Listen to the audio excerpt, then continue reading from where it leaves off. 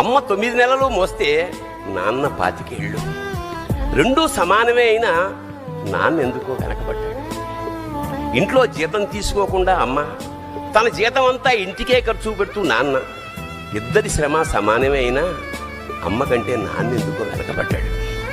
ఏది కావాలి అంటే అది వడ్డీ పెడుతూ అమ్మ, ఏది కావాలంటే అది కొనిపెడుతూ నాన్న, ఇద్దరి ప్రేమ సమానమే అయినా నాన్న ఎందుకో బాగా వెనకబడ్డాడు. ఫోన్లోనూ అమ్మ పేరే, దెబ్బ తగిలినప్పుడు అమ్మ అని పిలవనే, అవసరం వచ్చినప్పుడు తప్ప మిగతా అప్పుడు గుర్తురానందుకు నాన్న ఎప్పుడైనా బాధపడ్డా? అమ్మకి అన్నో కొన్నో బంగారు నగలు, నాన్నకి బంగారం అంచున్న పట్టు పంచొకటి.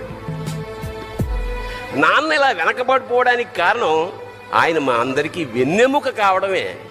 వెన్నెముక వెనక ఉండబట్టే కదా దన్నుగా నిలబడగలుగుతున్నాం. ఇదేనేమో నాన్న వెనకబడిపోవడానికి కారణం.